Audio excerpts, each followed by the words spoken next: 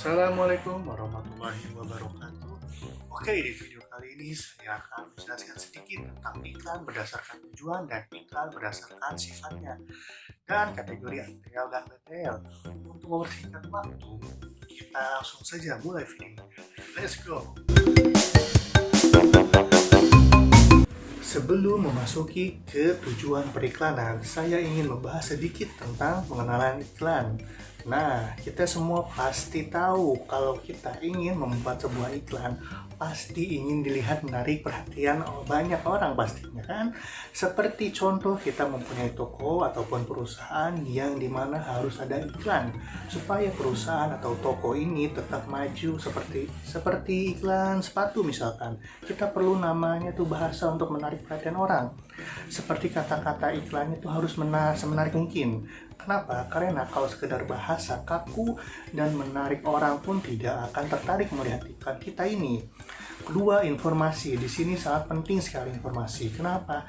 Jadi supaya orang yang melihatnya tahu infonya nih. Itu sangat penting sekali infonya. Seperti ada diskon besar-besaran, beli satu gratis satu. Yang terakhir adalah sasaran. Nah, di sini kita harus tahu nih sasaran kita tuh mau kemana. Misalkan kita ke arah anak muda, nenek-nenek, kakek-kakek, atau semua kalangan. Nah, pas semua orang lihat iklannya ini, jadi tahu oh ini sepatu untuk semua kalangan, oh ini sepatu untuk cowok, oh ini sepatu. Nah, kita harus tahu dulu sasaran kita mau kemana gitu. Oke, kita langsung masuk ke tujuan iklan ya. Itu hanya sedikit pengenalan iklan. Oke, kita langsung masuk saja ya. Let's go. Oke, kita langsung masuk ke tujuan periklanan. Nah, pada dasarnya itu tujuan periklanan ialah mempengaruhi sikap-sikap khalayak. Dalam hal ini tentunya adalah sikap-sikap si konsumennya itu sendiri. Nah, di sini menurut Kasali ada 3 tujuan periklanan, yaitu 1. Sebagai alat komunikasi dan koordinasi. Kenapa? Karena tujuannya ini memberikan tuntutan bagi pihak-pihak yang terlibat di dalamnya, yakni ada pengiklan atau kita bisa sebut dengan klien, akun eksekutif dari pihak biro, dan tim kreatif untuk saling berkomunikasi. Nah, tujuannya ini juga untuk membantu koordinasi bagi setiap kelompok kerjanya, seperti suatu tim yang terdiri dari copywriter, spesialis radio, pembeli media, dan spesialis riset. Nah, yang kedua itu ada memberikan kriteria dalam pengambilan keputusan. Nah, tujuannya ini jika ada 2 alternatif dalam kampanye iklan, biasanya salah satu daripadanya harus dipilih, berbeda dengan keputusan yang dilakukan berdasarkan selera eksekutif. Jadi mereka semua harus kembali pada tujuan dan memutuskan mana yang lebih cocok. Jadi kita harus pilih satu gitu. Yang terakhir ya, 3. Sebagai alat evaluasi. Nah, tujuannya ini adalah untuk digunakan melakukan evaluasi juga terhadap hasil suatu kampanye periklanan. Nah, oleh karena itu timbullah kebutuhan untuk mengaitkan beberapa ukuran seperti pasarnya atau kesadaran si merek dengan tujuan kampanye periklanan itu sendiri. Nah, adapun tujuan dari periklanan sebagai pelaksanaan yang beragam dari alat komunikasi yang sangat penting bagi perusahaan ataupun organisasi lainnya. Nah, di sini kita sudah mendengarkan tujuan periklanan menurut Kasali. Nah, di sini saya mengutip dari Terence Sim tujuan periklanan menurut beliau. Menurut beliau ada 4, nih salah satunya. Memberikan informasi atau kita sebut informi. Di sini periklanan membuat si konsumen mengetahui merek-merek baru serta mendidik mereka tentang berbagai fitur dan manfaat dari produk itu sendiri, serta memfasilitasi juga penciptaan citra merek yang positif. Yang kedua ada mempersuasi atau bisa kita sebut persuade. Nah, iklan ini sangat efektif, akan mampu membujuk si konsumennya untuk mencoba produk dan jasa yang diiklankannya. Yang ketiga tuh ada mengingatkan atau reminding ya. Nah, iklan ini menjaga agar merek perusahaan tetap segar dalam ingatan si para konsumennya. Dan yang terakhir ada memberikan nilai tambah atau adding value. Periklanan memberikan nilai tambah dengan cara penyempurnaan kualitas dan inovasi pada si merek dengan mempengaruhi persepsi si konsumennya. Nah, itu menurut Terence Asim. Untuk mempersingkat waktu, kita langsung masuk ke sifat periklanan. Oke, let's go!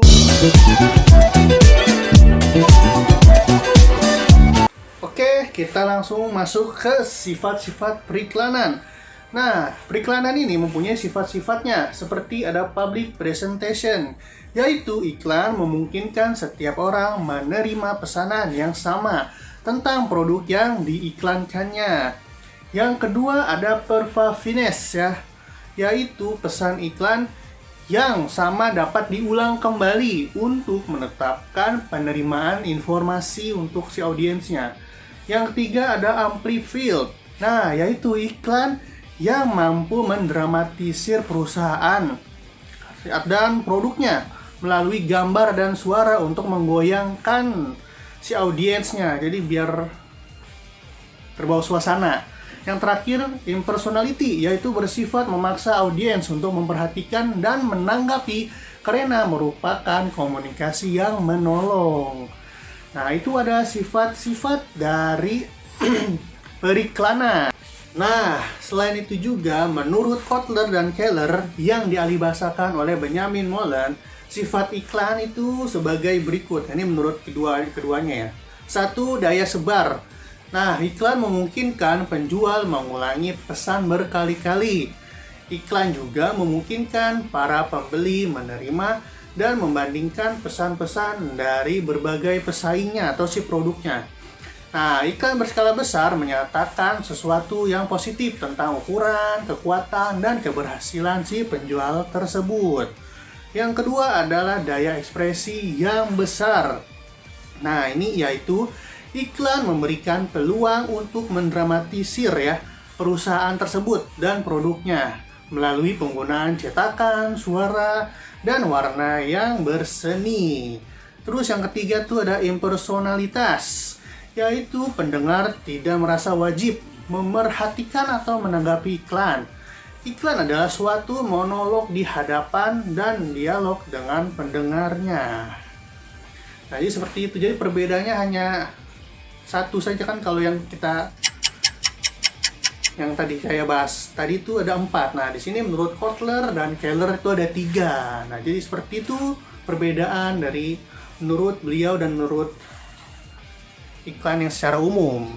Nah, kita langsung masuk saja ke ATL BTL. Oke. Set, let's go. Nah, kita langsung saja masuk ke ATL dan BTL. Kalangan praktisi periklanan memberikan istilah media periklanan dengan nama above the line atau bisa kita sebut ATL, dan juga below the line atau bisa kita sebut dengan BTL. Sebagian praktisi periklanan mengatakan nih bahwa ATL itu adalah media yang mengharuskan adanya komisi yang diberikan perusahaan periklanan. Sedangkan BTL adalah media yang tidak mengharuskan adanya komisi yang diberikan kepada perusahaan periklanan. Nah, di sini ada contoh dari above the line atau bisa kita sebut dengan ATL. Ada surat kabar, majalah, radio, bioskop. Terus BTL ada itu pameran, brosur, direct email, dan kalender atau merchandise. Nah, secara umumnya pembagian iklan berdasarkan media yang digunakan menurut para praktisi periklanan. Iklan dapat dikelompokkan dalam 2 kategori besar, yaitu above the line. Nah, iklan media above the line ini adalah media yang bersifat massah. Massa yang dimaksud itu adalah bahwa khalayak sasaran berjumlah besar antara satu dan lainnya, tidak saling kenal dan menerpa pesan iklan secara serempak. Iklan yang termasuk above the line adalah surat kabar, majalah, tabloid, televisi, film, dan bioskop. Nah, below the line adalah yaitu menggunakan media khusus seperti leaflet, poster, spanduk, baliho, bus stop, penan, masih banyak lagi ya.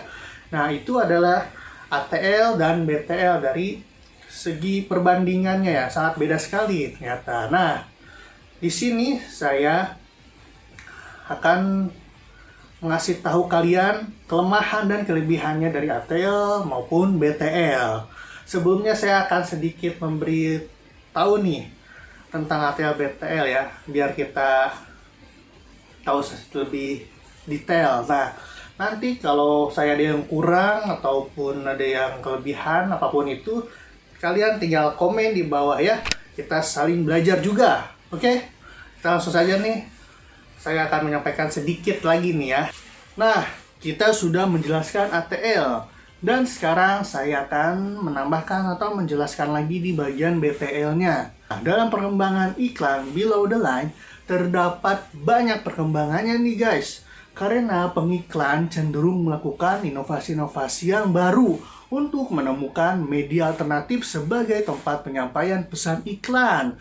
Para pengiklan pun tidak merisaukan di mana merek tersebut berada. Akan tetapi nih, pengiklan lebih mementingkan apakah posisi merek mereka ini diterima ataupun tidak di pihak konsumen atau sendiri. Nah, itu dia. Saya menambahkan atau menyampaikan sedikit dari BTL. Nah, sekarang kita akan memasuki kelemahan dan kelebihan BTL dan ATL. Oke? Let's go!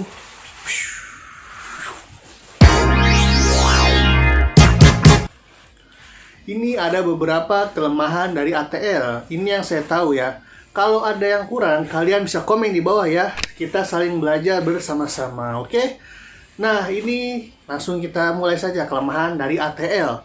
Satu, ada target si konsumennya ini yang terlalu luas, akan membuat si perusahaannya ini kesulitan menganalisis dampak iklan terhadap laba investasinya atau biaya yang dikeluarkannya.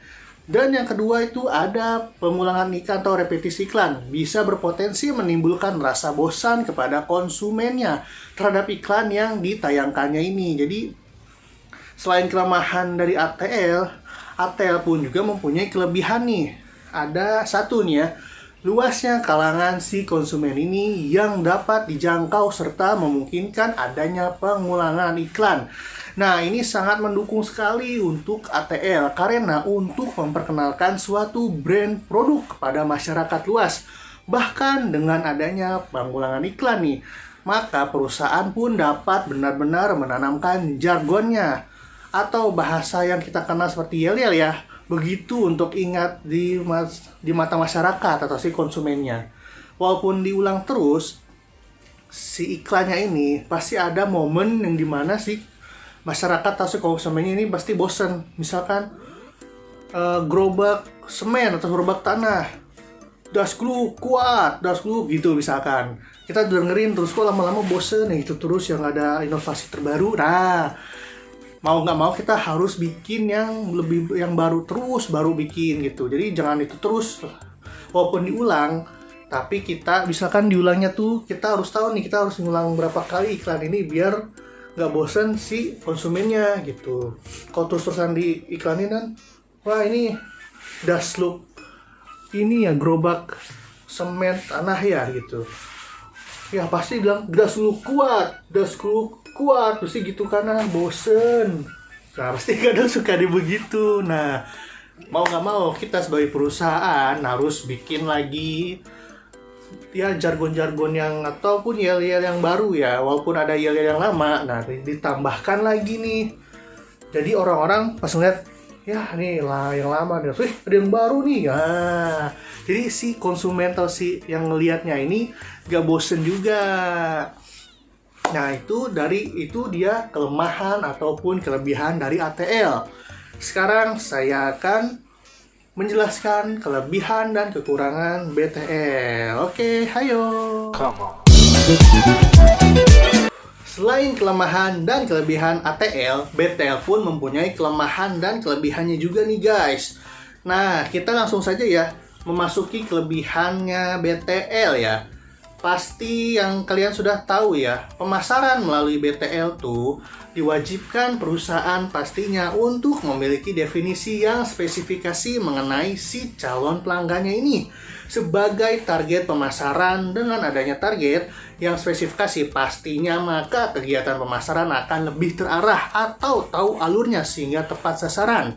Sehingga hal tersebut juga akan memudahkan si perusahaannya ini dalam mengevaluasi efektivitas kegiatan pemasarannya, terutama dari perbandingan biayanya yang dikeluarkan dan laba yang diperolehnya. Nah, itu dia kelebihan dari BTL. Dan sekarang ini salah satu dari kelemahan dari BTL. Pasti kalian sudah tahu ya, bahwa iklan melalui BTL ini mengutamakan interaksi langsung kepada calon pelanggannya atau si konsumennya.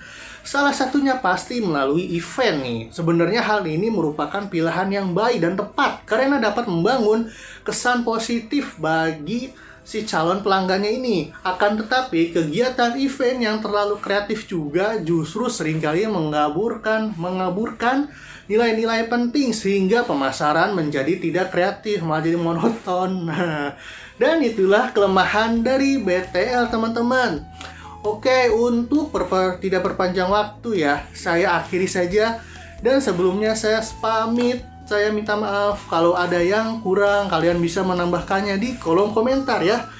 Ya, bro dan sis, di sini kita sama-sama belajar ya, biar saling paham juga bagaimana aku ke kamu ya kan.